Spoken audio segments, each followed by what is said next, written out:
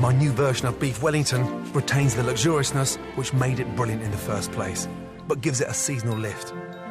If you want to really spoil your friends this Christmas, this is the perfect special occasion dish.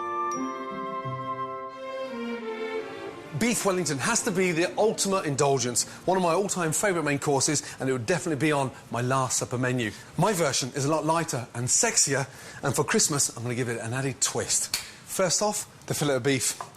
Now, look at it, it's beautiful. First, the most important part is to sear it. Salt, pepper. The fillet is the leanest and the most expensive cut of beef.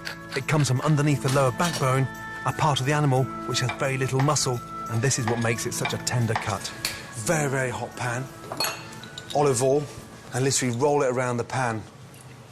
We're not cooking the beef, we're just searing it, which will really help to give another layer of flavour and beef in. Lovely. Now use the side of the pan so the beef sears down the back when you tilt it. It's a secret to get it done quickly. It gives that really nice roasted flavour. Delicious. Once you've got the colour, very carefully lift up the beef and sear it on top and sear it on the bottom. Out and onto the plate. English mustard. What this does now, it gives it a bit of heat. Just lightly brush the mustard over the beef. So really important that you do this as the beef comes straight out of the pan. And as the beef starts to cool down, it absorbs all that heat from the mustard. Horseradish is a really nice alternative as well. Just leave that to sit and relax. As the fillet rests, prepare the filling, which is called a duxelle.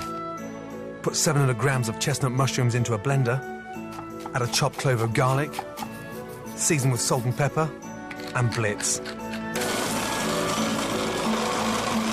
Christmas wouldn't be Christmas without chestnuts. And just crumble them in to the mushrooms.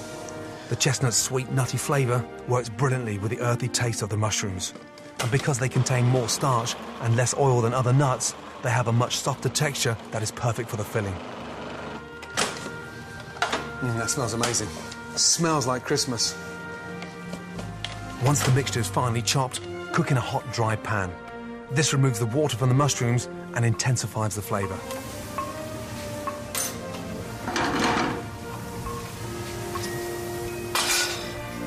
You can see the water coming out instantly. Such an essential stage, really critical to the success of the Wellington, that you dry those mushrooms out and get rid of all that water. Take the mushrooms up even further, some fresh thyme in there, which will make it really nice and light and fragrant. When all the water's been fried off, remove from the pan and leave to cool. Then start assembling the Wellington. Stage 1, wrapping the beef fillet.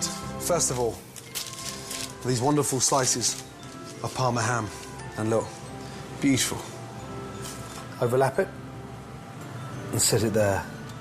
So the secret of overlapping the Parma ham is to make sure it contains all those juices coming out of the beef.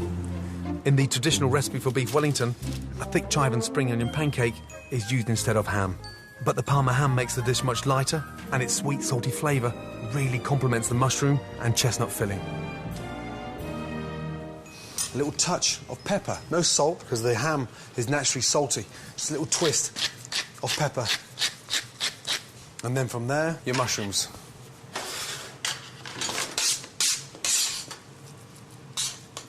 And basically, mushrooms go on. Use the back of the spoon to spread them nice and thinly. Half an inch from the ends. Rumples. No. Hop it. Every time there's meat, out he comes. Next, lay the beef on top. And very carefully, fold that over. Now, we're going to lift that up and wrap the beef nice and carefully. So all that mushroom and Parma ham is encasing the beef all the way over. Push it nice and tight. Roll it nice and tight. And go all the way over. Now, the secret from here is to really let the cling film do the work. Just nip it at the ends and squeeze. And what we're doing is just creating this wonderful sort of cylinder shape off, and then just twist it nice and tightly. And the tighter it is, the more perfect the shape. Then place in the fridge for 15 minutes to firm up.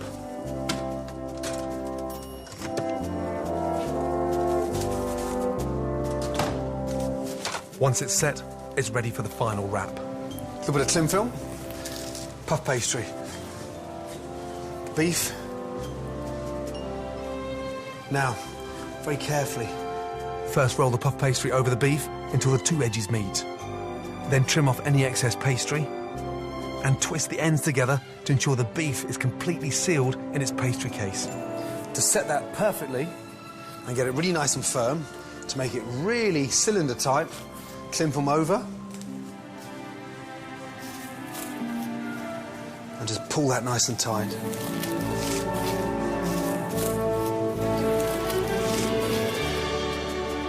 But the big secret behind this is that it can be done the night before.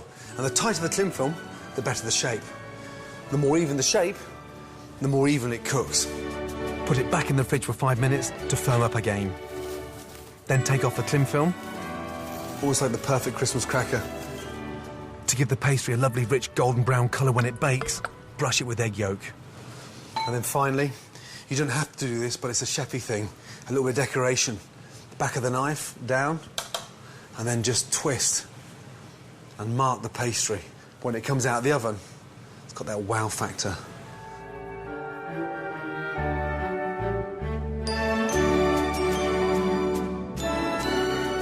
Add a generous sprinkle of salt to ensure the pastry becomes lovely and crisp.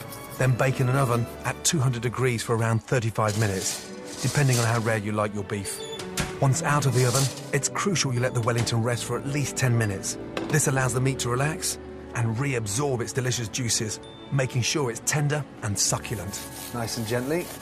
Hear that pastry, how crisp that is. This is the bit we've been waiting for. Oh, wow.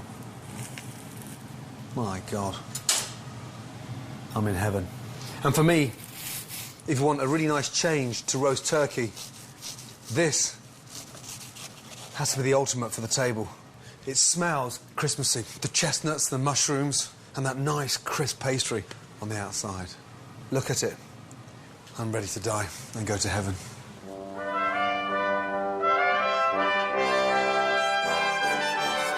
For really special occasions, or as an alternative to turkey for Christmas dinner, serve my Beef Wellington with gloriously creamy mashed potatoes and shavings of exquisite white truffle.